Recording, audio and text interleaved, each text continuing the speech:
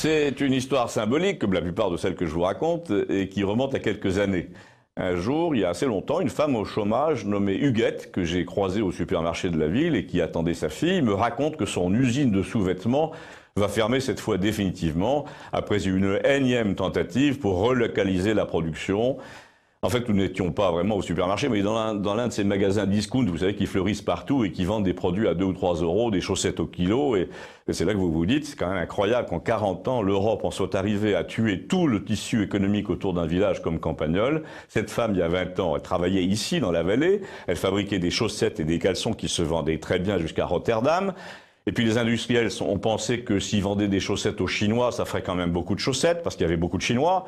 Et là, personne en Europe n'a dit à la région de Campagnol, méfiez-vous, n'allez pas leur installer des usines à chaussettes à Pékin, sans quoi ils vont employer des enfants pour faire des chaussettes à 10 centimes, et là, vous serez foutus. Non, non, au contraire, l'Europe institutionnelle, dûment chapitrée évidemment par les Américains, a laissé faire, elle a laissé partir des machines par centaines, elle a laissé revenir des chaussettes par millions, et elle a envoyé de l'argent pour permettre à la région de Campagnol de faire quand même des ponts et des routes, alors que tout le monde était au chômage. D'ailleurs, tout le monde s'est demandé comment ça se fait. On a répondu, c'est l'Europe qui a financé la route. Mais avec quel argent? Là, pas de réponse. C'est de l'argent qui sort d'un chapeau, en somme. C'est une dette, en vérité.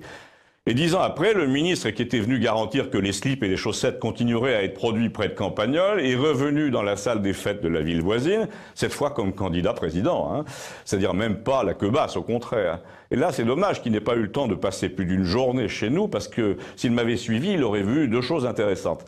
La première, c'est qu'Huguette se penchait sur les corbeilles de chaussettes de chez Farfouillette, là, et qu'elle me disait « Regarde-moi ça, c'est fait n'importe comment ».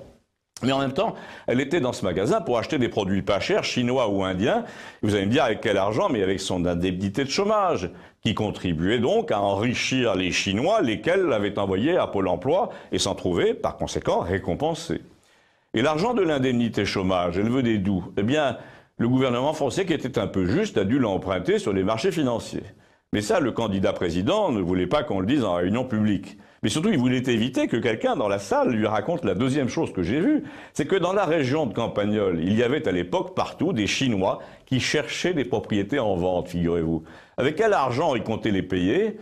Eh bien, Huguette, au moment de régler ses slips à 2 euros à la caisse, elle aurait pu vous le dire que les Chinois achetaient des propriétés avec notre argent. Mais c'est dommage, elle n'a pas établi de rapport. Je suppose que ça vous inspire des réflexions, mais faites-moi part, merci.